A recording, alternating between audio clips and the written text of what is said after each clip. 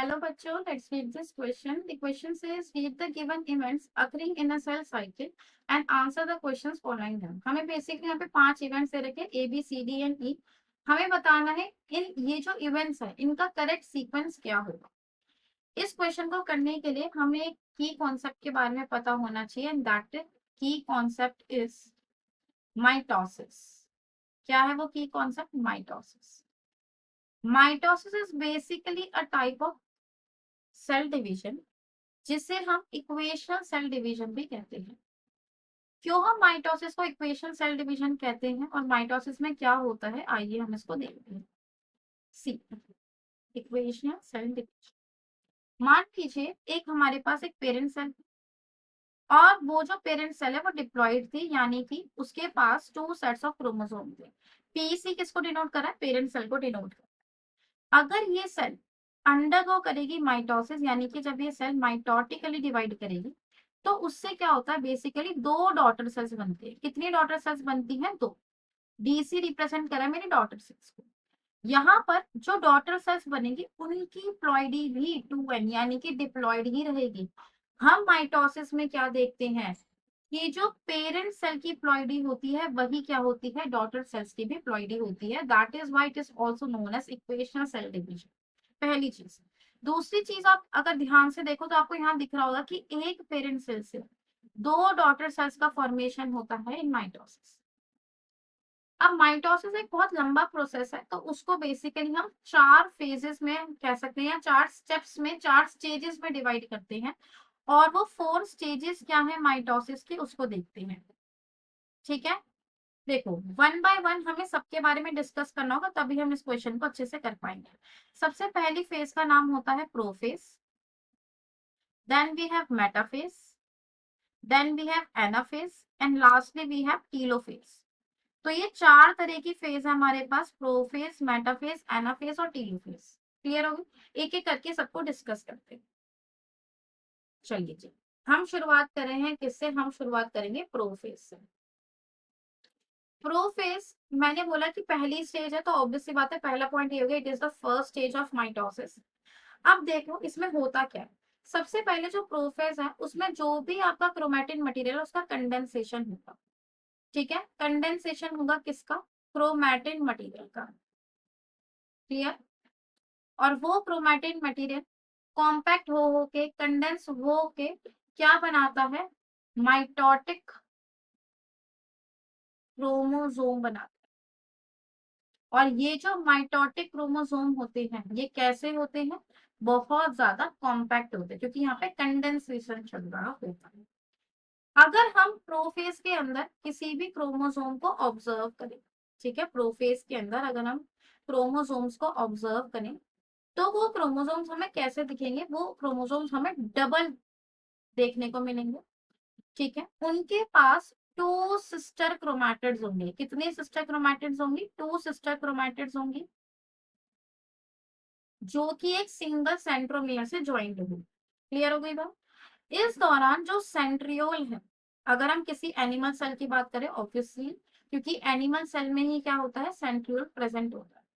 तो अगर हम किसी एनिमल सेल की बात करें उसमें सेंट्रियोल होता है, तो वो जो सेंट्रियोल है वो मूव करने लगता है towards the opposite poles. Move करने की शुरुआत करता है towards the opposite poles. We can write it starts और begins to move towards the opposite poles. Clear हो गई बात? इसके अलावा यहाँ पर आपको और क्या चीज देखने को मिलती है? एक और इवेंट आपको देखने को मिलता है इस दौरान। जो भी आपके माइटोटिक स्पिंडल्स होंगे, जो कि एक्चुअल में आपको फर्दर सेल को डिवाइड करने में, उसका जो क्रोमोसोम्स है उसको सेपरेट, उसकी जो क्रोमैटिड्स है उसको सेपरेट करने के लिए रिस्पॉन्सिबल होता है, वो माइटोटिक स्पिंडल की असेंबली की शुरुआत भी कहाँ होगी? इसी फेज में होगी। तो we can write mitotic spindle assembly initiation also occurs in prophase. जब आप किसी सेल को प्रोफेज के एंड में देखोगे, ठीक है, एंड में जब आप देखोगे तो आप देखोगे कि वहां पर आपको कोई भी Golgi complex, endoplasmic reticulum, nuclear membrane और न्यूक्लियोलस कभी आपको देखने को नहीं मिलेंगे at the end of the prophase. Clear हो गई बात। सेकंड यहाँ पे हमारे पास क्या आता है, सेकंड हमारे पास आता है यहाँ पर metaphase. When we talk about metaphase, metaphase में बेसिकली क्या होता है, जो क्रोमोसोम्स होते हैं वो अपनी शॉर्टेस्ट और थिकेस्ट फॉर्म में आ जाते हैं। क्रोमोसोम अपनी थिकेस्ट और शॉर्टेस्ट फॉर्म में आ जाते हैं, जिससे क्रोमोसोम की मॉर्फोलॉजी को स्टडी करने के लिए बेस्ट स्टेज मानी जाती है। It is the best stage to study the morphology. Clear हो गई बात। क्रोमोसोम्स यहाँ पर क्या करेंगे, क्रोमोसोम्स मेटाफेज में इक्वेटर पे जाकर अलाइन हो जाते हैं, यानी कि सेल की जो बीच है, बीच का जो पोर्शन है वहां जाकर अलाइन हो जाएंगे और बनाते हैं मेटाफेजिक प्लेट। क्या बनाएंगे, मेटाफेजिक प्लेट नाम का स्ट्रक्चर बनाएंगे। जब हम बात करते हैं अपने थर्ड फेज की, तो उसे हम कहते हैं एनाफेज। एनाफेज में क्या होता है, जो हमारे क्रोमोसोम्स जो मैंने आपको बताया था जो कि एक सिंगल सेंट्रोमियर से अटैच थे, उस सेंट्रोमियर की ही स्प्लिटिंग हो जाएगी। एनाफेज में जो सेंट्रोमियर होते हैं उनकी स्प्लिटिंग हो जाती है, जिसकी वजह से जो क्रोमैटिड्स हैं वो सेपरेट होने लग जाएंगे। क्रोमैटिड्स सेपरेट हो जाएंगे and they will start moving towards the opposite poles. ये जो क्रोमैटिड्स है ये स्टार्ट कर देंगे मूव करना towards the opposite poles. Clear हो गई ये बात। और लास्टली यहाँ पर हमारे पास जो फोर्थ स्टेज आती है that is telophase. Telophase is the fourth stage of mitosis.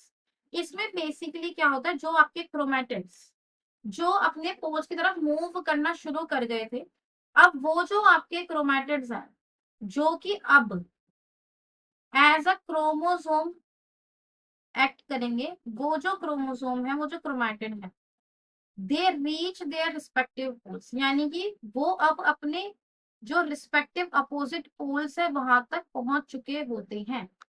Clear हो गई बात। यहाँ पर आप क्या देखोगे, धीरे धीरे अब जो आपके क्रोमोसोम्स हैं उन क्रोमोसोम्स की अनकॉइलिंग होगी,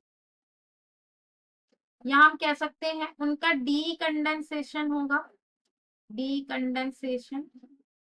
और डीकंडेंसेशन होने के बाद वो बेसिकली लास्ट में जाकर इनडिस्टिंग्विशेबल हो जाएंगे, यानी कि आप उनको प्रॉपरली ऑब्जर्व ही नहीं कर पाओगे उन क्रोमोसोम्स को।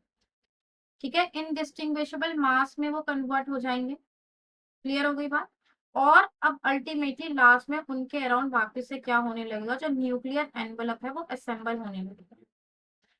न्यूक्लियर एनवेलप वापस से असेंबल होने लगेगा और साथ के साथ जितनी भी उसके बाद जितनी भी सेल ऑर्गेनेलीज हैं वो सेल ऑर्गेनेलीज भी वापस से क्या होने लगेंगे, रीअपियर होने लगेंगे। जो न्यूक्लियोलस था, एंडोप्लाज्मिक रेटिकुलम था, गोल्जी था, जितनी भी ऑर्गेनेलीज है वापस से रीअपियर होगी एंड देन उसके बाद एक्चुअल में न्यूक्लियर एनवेलप असेंबल हो जाएगा। ये 4 स्टेजेस हैं। तो आइए देखते हैं अब इस क्वेश्चन का करेक्ट ऑप्शन क्या होना चाहिए। वो कह रहा है movement of centriole towards the opposite poles. Movement कब होगा सेंट्रियोल का, प्रोफेज में, अभी हमने डिस्कस किया। Disappearance of nucleolus and nuclear membrane, ये भी प्रोफेज में हो रहा है, बट ये कब हो रहा था, एंड ऑफ प्रोफेज में, एंड ऑफ प्रोफेज में हो रहा था। फिर वो कह रहे हैं alignment of chromosomes at equator, ये कब हो रहा था, मेटाफेज में हो रहा था, मैंने बताया था मेटाफेजिक प्लेट बनती है। डीकंडेंसेशन हो रहा है क्रोमोसोम्स का टू फॉर्म क्रोमैटिन मटेरियल, ये टीलोफेज में होगा। और separation of 2 chromatids of A chromosome, ये कब होगा, एनाफेज में होगा। तो यहाँ पर हमारा जो करेक्ट ऑप्शन हो जाएगा वो हो जाएगा A B C E and D. तो इस क्वेश्चन का हमारे पास जो करेक्ट ऑप्शन आता है that is option A, right. I hope you understood it well. Best of luck.